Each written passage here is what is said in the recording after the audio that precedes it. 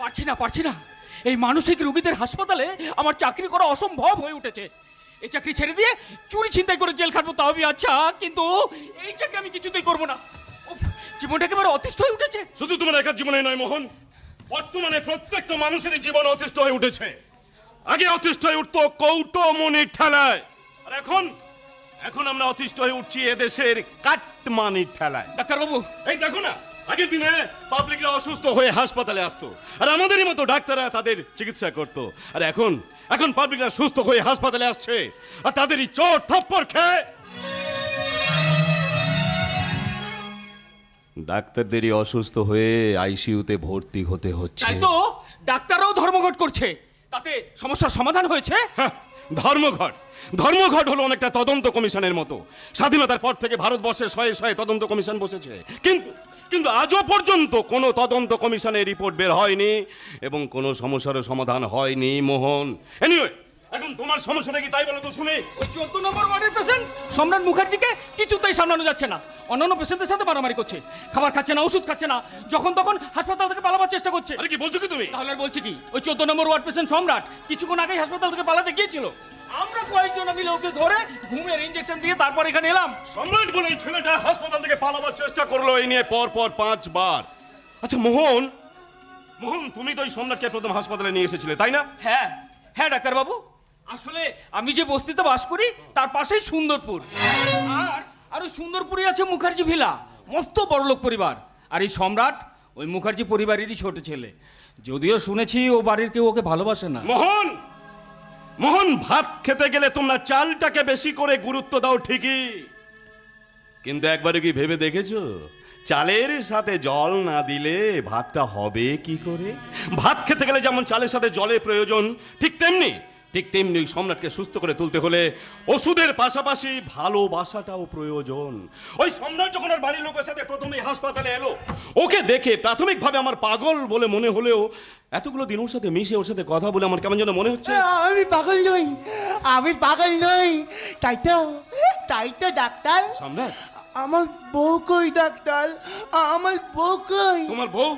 বলো সম্রাট, বলো কে তোমার বউ?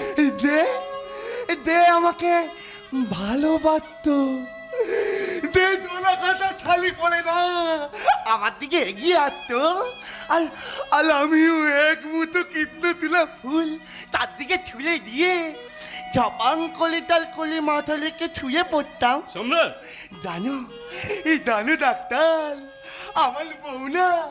আমার বউ তার দুত্তু চোখে আমার দিকে তাকাতো, আর আমিও আমার আবেগের লং মশালে লালুতে তার মুখটা দেখে দানি না প্রেমেল কিলু, প্রেম বলে কাকে, সব কিছু ভালো লাগে কাঁধে পেলে তোমাতে, কাঁধে পেলে তোমাতে।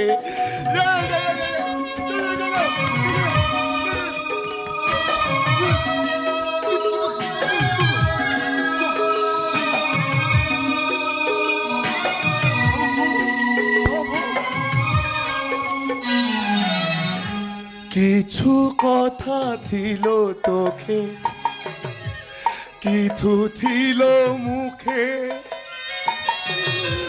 জানি না তা ছুল হয়ে কেন বাদে বুকে, কেন বাদে বুকে। আলো আশা ভালোবাসা, আলো আশা ভালোবাসা মনে থবিয়া সাগলিকা, জানি না প্রেমের কিলু, প্রেম বলে কাকে, সব কিছু ভালো লাগে কাঁধে পেলে তোমাতে, কাঁধে পেলে তোমাতে, কাঁধে। কি হলো সম্রাট? আরে বেশ তো গাইছিলে, গাও না, থামলে কেন? ওরা আমাকে থামিয়ে দিয়েছে ডাক্তার। কারা তোমাকে থামিয়ে দিয়েছে? যারা যারা গাছে ফোটা সদ্য ফুলটাকে ছিঁড়ে নিতে, যারা প্রাচীন বট গাছটাকে কেটে ফেলে শপিং মল তৈরি করতে তাইতে, আর আর ওদের জন্য ওই ভাত পালাতে 144 ধারা জারি করতে হচ্ছে। তারা মনে হচ্ছে পাগলামিটা বেড়েছে। ইঞ্জেকশন পুশ করবো? না না মোহন, না না না, ওকে বলতে দাও। বলো সম্রাট, বলো বলো, তোমার যা ইচ্ছে হচ্ছে বলো বলো। কি কি বলবো? তোমার ভালোবাসার কথা বলো, তোমার বউয়ের কথা। ডাক্তার, ও ডাক্তার, আমার বউ দানো দানো ডাক্তার, আমার বউ না, আমার বউ ছিল গাইল মেয়ে। গ্রামের কথা তোমার মনে পড়ছে? তাহলে বলো বলো সম্রাট, বলো, স্পিক আউট। মনে পড়ছে না, কিন্তু মনে পড়ছে না। তবে সেই গ্রামে একটা বিশাল দিঘি ছিল। দিঘি ছিল? আর কি ছিল? আর কি ছিল সেই গ্রামে? আর কি ছিল? সেই দিঘির কাপা কাপা নীল জলে ছিল কি প্রশান্তির ছায়া, যেখানে ভোর আকাশের স্নিগ্ধতায় পদ্মলা ফুটত, আর তাকিলা ঘিরে ধরত শাপলা শালুকের দল। সন্ধেবেলায় জোনাকি পোকালা উলি উলি উলি উলি বেলাতু, আর ব্যাঙেরা বচ্চাকে ডেকে নিয়ে আসতো। এই নাচ মন্দিরে বসে শ্যামা সঙ্গীত লেখে কাজী নজরুল ইসলাম মসজিদে বসি মসজিদকে নিয়ে কবিতা লেখে রবীন্দ্রনাথ ঠাকুর, আর আর চালাতে কবি সুকান্তের নির্দেশনাতে চলতো লাল মহলা। মা বোনেদের শঙ্খধ্বনিতে চাঁদ উঠত আকাশে, ওই আকাশে, লক্ষ্মীর ঘটে দিত ওরা আলপনা। কল্পনা? কল্পনা ডাক্তারবাবু, সবই ওর মনের কল্পনা। তাই যদি হবে তাহলে কেন আমি চোখ বন্ধ করলি সেই তো দেখতে পাই। আর কি দেখতে পাও তুমি? দেখতে পাই রক্ত। রক্ত? রক্ত, একটা মেয়ে মানুষের রক্ত, চাপ ধোকা রক্ত, একটা মেয়ে মানুষের রক্ত।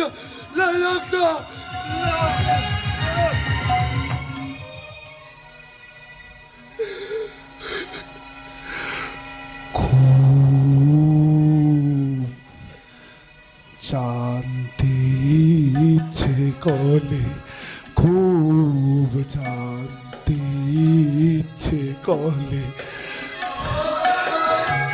তুমি কি সেই আগের মতোই আছো, নাকি অনেক দূলে তোলে গেছো? খুব জানতে ইচ্ছে করে, জানো, আমার খুব জানতে।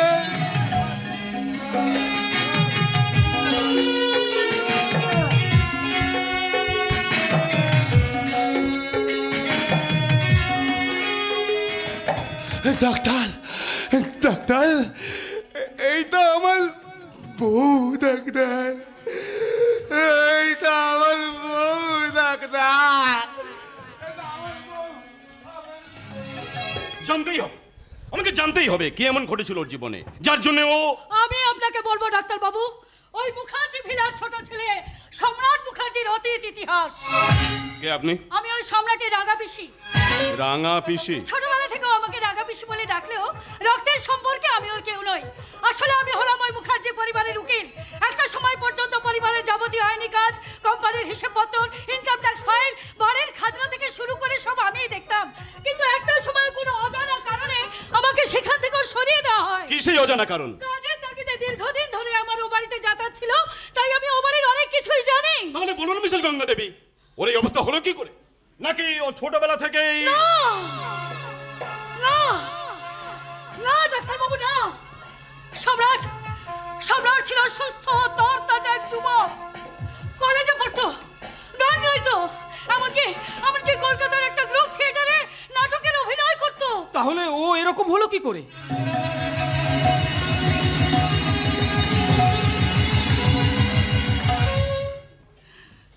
সাগরিকার জন্য।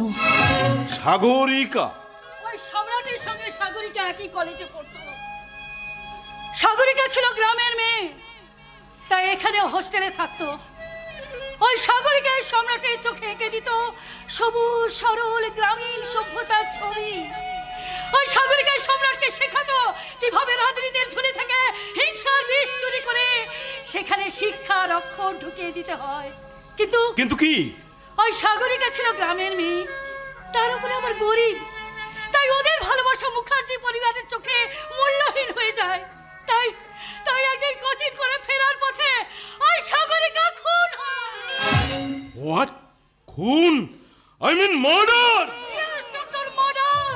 রক্তাক্ত ক্ষতবিক্ষত সাগরিকা দেহটা পড়েছিল ইট ভাটার পাশে। চোখের নিচে ছিল কালশিটের দাগ, ঠোঁটের পাশে ছিল রক্ত, পরনের শালটা ছিল ছেঁড়া। সম্রাট খবর পেয়ে দৌড়ে গিয়ে ওই সাগরিকার বিভৎস চেহারাটা দেখে, আর তারপর থেকে। কিন্তু খুনটা করলো কে? কোনো কিনারা হয়নি। কি বলছেন কি ম্যাডাম? এই গণতান্ত্রিক দেশে একটা গরিব মেয়ের এইভাবে মৃত্যু হলো, অথচ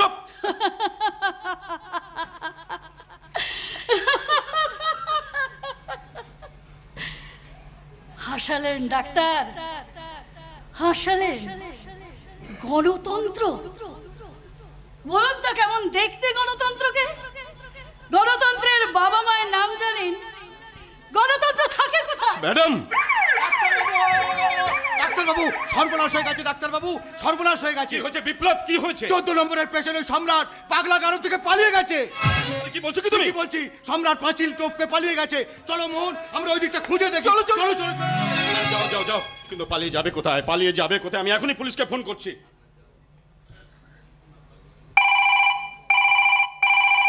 hello hello, police station. Yes, আমি ডাক্তার কৌশিক সেন বলছি।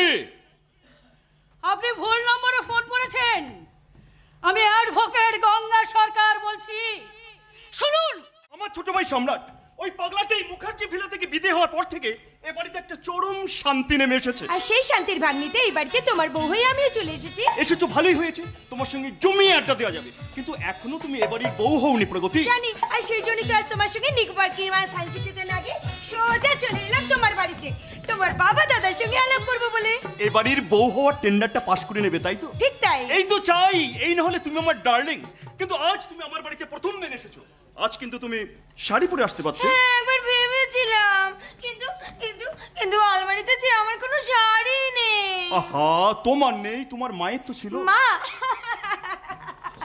আরে বাবা, মা সেই বিয়ের সময় বেনারসি পড়েছিল, তারপর ঘরে এখন নাইটি, আর ঘরের বাইরে বেরোলে সালোয়ার কামিজ পরে। তোমার দিদি? আরে সে তো জিন্স আর টপ ছাড়া কিচ্ছু পরে না। যাক বাবা, একটা ব্যাপারে নিশ্চিন্ত হওয়া গেল, আমাদের বাড়িতে কেউ গলায় দড়ি দিয়ে আত্মহত্যা করতে পারবে না। কারণ গলায় দড়ি দেবার মতো কোনো শাড়ি আমাদের বাড়িতে নেই। আপনি? আমার বড়দা। হাই, মা গো মা, আমার মেজো ভাইটা একটা জিনিয়াস, বেছে বেছে একটা দারুণ মাল তুলেছে। তা হ্যাঁ রে মেজো, বিয়ের পর তো তোর বইয়ের জন্য কোনো খরচাই হবে না। তার মানে? মানেটা হলো শাঁকা সিঁদুরের খরচ নেই, কারণ ও পড়বে না। বাচ্চা কাচ্চার খরচ নেই, কারণ ও নেবে না। শাড়ির খরচ নেই, একটা বড় সাইজের রুমাল হলেই হয়ে যাবে। তবে বুঝলি মেজো, বড় দেখে দুখানা গামছা কিনে রাখিস, ওই মাঝে মধ্যে বাবার সামনে ঘুমটা দেবার কাজে লাগবে। বলতে আপনি? পাগলা নারী ছেড়েছে শাড়ি, ছেড়েছে সংসার,